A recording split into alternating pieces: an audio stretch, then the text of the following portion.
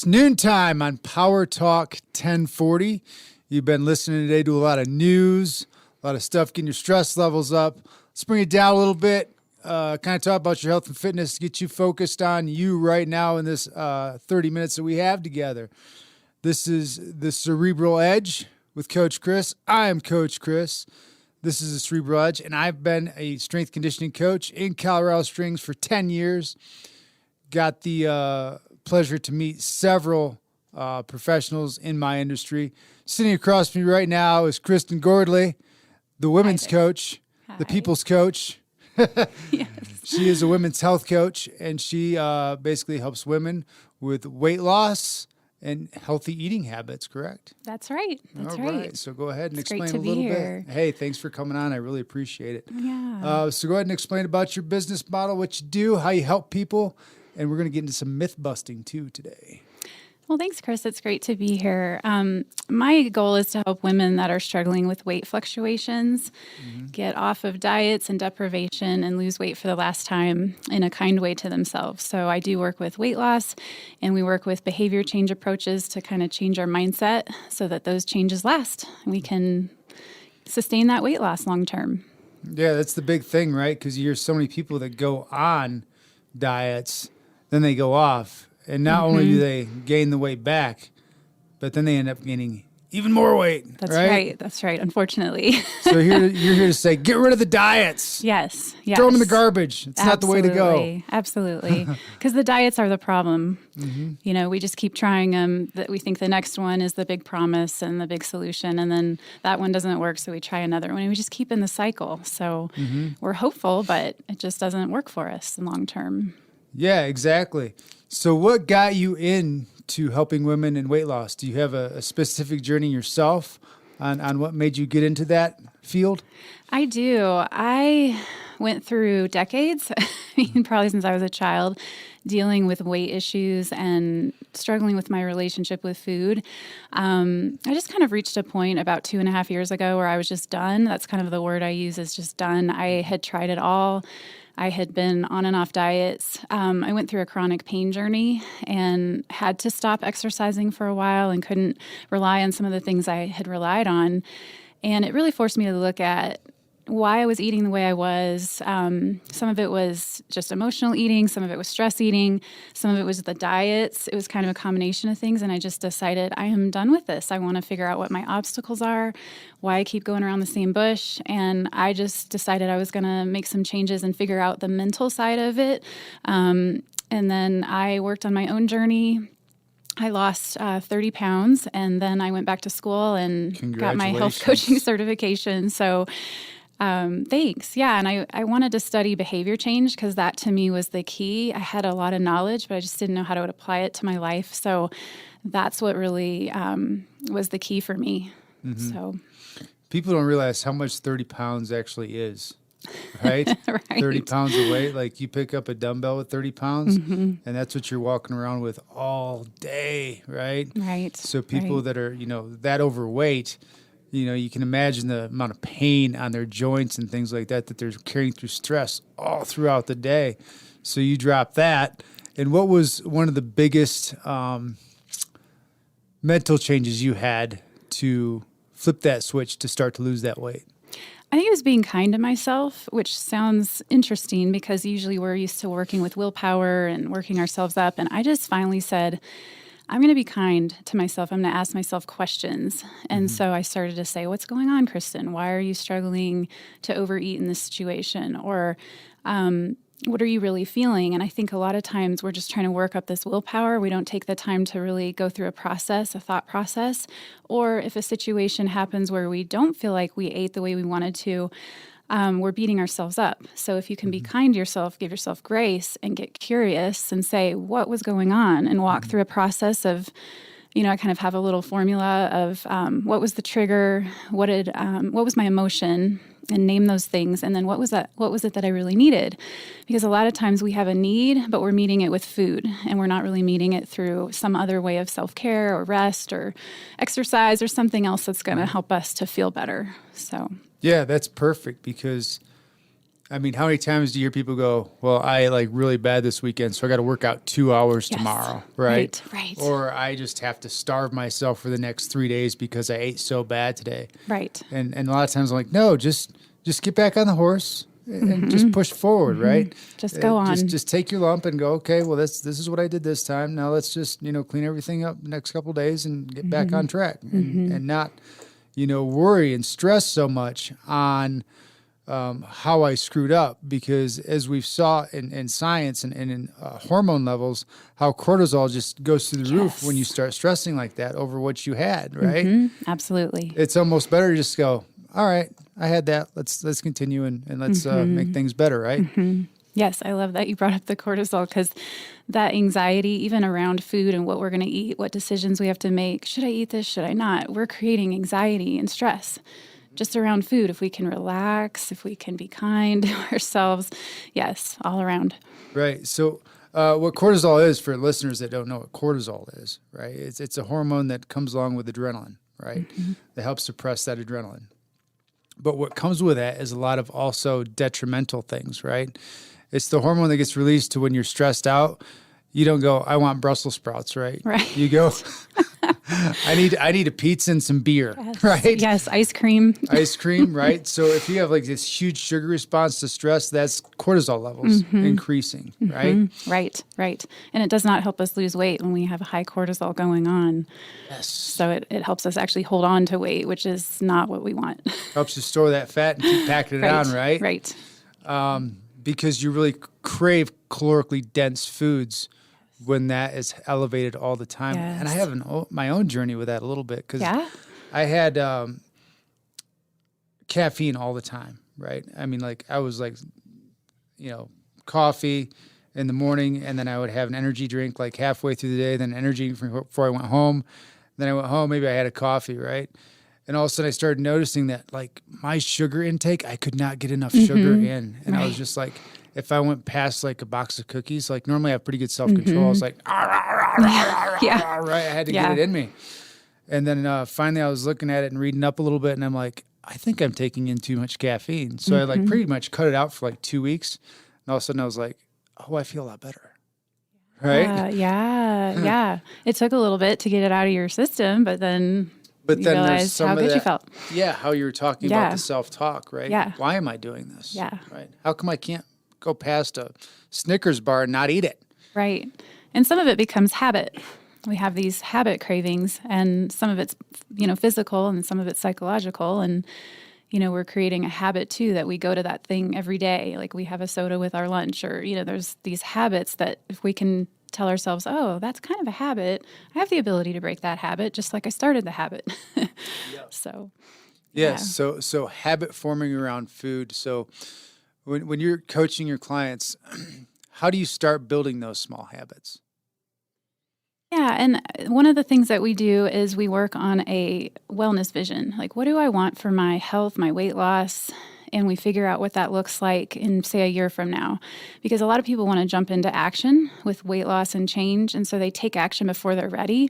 If we can prepare ourselves for change, then we can create a vision that's tied to other things besides the scale. We can say, okay, I want to be around for my kids. I want to be outside jogging. I want to feel better. I want to have confidence. And then we can say, okay, I now know what my vision is. I'm going to break that down into smaller goals.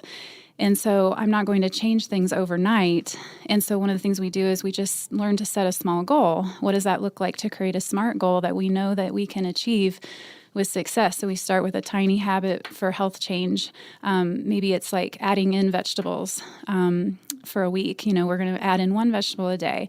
And then we map out how we're going to do that just for a week. And then we add in more things. We also change those habits by addressing hunger in a way where people feel good. So right away off the bat, we're eating enough protein, healthy carbs, healthy fats, so that right away we're taking the edge off the physical hunger, and it's much easier then to make changes and not have, the ice cream or the treat every night. Yeah, I'm so glad that you mentioned protein in there, right? Yes. Because I talk to so many women, and they're so scared that if they take in too much protein, they're going to look like me. right? Right. Right. No, that's not Yeah. what protein does, right?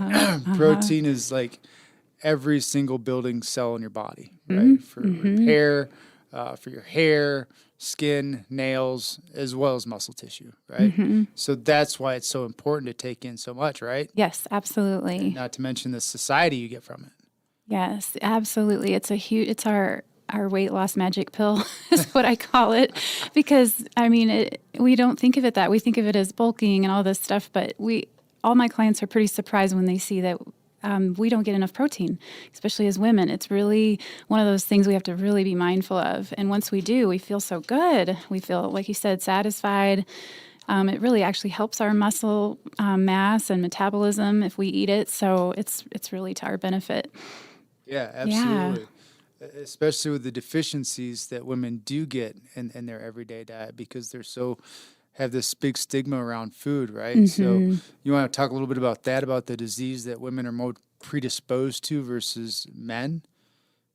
Heart attack? Heart attack's one, right? Another one would be like osteoporosis, right? Yes, yes. And sarcopenia. So when you're depriving yourself of that, like sarcopenia, right? I've talked about it before as muscle wasting. Basically, your muscles just start going away. Osteoporosis is when you start getting those holes in your bones, right? Yes. And if you don't have the muscle to pull on the bone, it's just a downward loop, or downward spiral. And then heart disease too, right? Another huge one. Right, So right. they take out the protein, they start eating more and more and more of other things, and all of a sudden they're at this huge caloric surplus that they didn't realize they had, because while protein's very satiating, like you were saying, it's also very calorically minimal. Yeah, and so we just work on creative ways to get that protein in and find that it actually we can do it in fun ways that we actually enjoy our food too, which is really fun to do, because women are really surprised at what all they can eat, especially when we bring in the protein. We can do it we can bake with it, protein powder. We find all creative ways to add it in and then feel better, of course. So, Yeah, absolutely. Well, you were listening to Power Talk 1040, the Cerebral Edge. All this talk about food's got me hungry again, so we're going to take a little bit of a break, and we will be right back. Stick around, because we're going to find out how you get a hold of Kristen, so that way you can get yourself a better physique out there for you ladies. And we are back with the Cerebral Edge, where we give you the edge to be 1% better every day. I'm here talking to my friend Kristen Gordley here, who is the women's people's coach, right? Right. With diet, health, weight loss, fitness, all the above, correct? Yes, that's right. Awesome. So what we really want to get into is a little bit more myth busting, right? So what are some of your biggest myth busters you have out there? I know we talked about protein. Let's get into some other stuff here. Yeah, I have a few. One of the biggest ones is that we need to count calories instead of counting macronutrients. So a lot of people think, as long as I stay within this magic number of calories, I'm okay, but we can eat Oreos and ice cream and cookies all day. Well, in fact, actually, you would have one meal of those really to meet your calorie limit for the day. And so we're focused on calories, but if we focus on macronutrients, which is protein, healthy fat, and carbohydrates, then we kind of have the right mix that gives us energy, helps our hunger, and we can eat a lot more food that way. So that's one of the things that we work through with the women I work with. Yeah, and it makes such a big change on your physique, because, I've seen people that lose weight, right? And they might lose it on something like, there's obviously, you've seen the McDonald's diet where guy, he walked like a couple miles, ate McDonald's every day. But he didn't have a physique where a lot of people are like, that's what I want, right? Right. There's the trucker that went on the Twinkie diet, right? He lost a ton of, but I can't imagine you can feel really good on those sort of diets, right? Long term, right? So, well, what Kristen's saying is if I'm, stop me if I'm wrong here, is that you can lose weight with a caloric deficit, but you're not going to feel your best. That's correct. Correct. Yeah. And you'll have a lot of blood sugar issues if you're eating Twinkies because then you're not going to feel good at all. You're going to need more sugar to compensate and make you feel better, which is that cycle we're talking about with cravings. So to get out of that, we've got to balance out our protein and add those healthy fats. Healthy fats also help us feel satisfied, and they're really important for us women as we get older too, for hormonally and all. So, yeah. Yeah, and that's fats, let's get into that a little bit, right? Right. Because if you don't have enough fat on your body, you can be deficient in a lot of good vitamins as well that can lead to some of those diseases that we talked about before, right? Yeah. So fat is so important, and it also it sustains us. It has so many important benefits health wise, but as far as weight loss, we're used to kind of that fat-free mentality, and so we've stayed away from it. And really, it provides us energy. It's good for our brains as we age as well. Healthy fat is, the right kind's heart healthy too. So it's got a lot of health benefits. Plus, it's like the protein in my mind, where it helps us stay satisfied. And that's just huge right now, because we've tended to think that we need to be really full or really hungry. We're kind of fluctuating, and when we eat healthy fat, we can stay more satisfied and not need to be that stuffed feeling also to be content. So, and you'll see people, I've seen them that come to me and they're like, Chris, I take 5,000, 6,000 IUs of vitamin D a day, and they're like, and I still am vitamin D deficient. And I'm like, did you take it with a little bit of fat? And they're like, yes. No, I didn't think about that, right?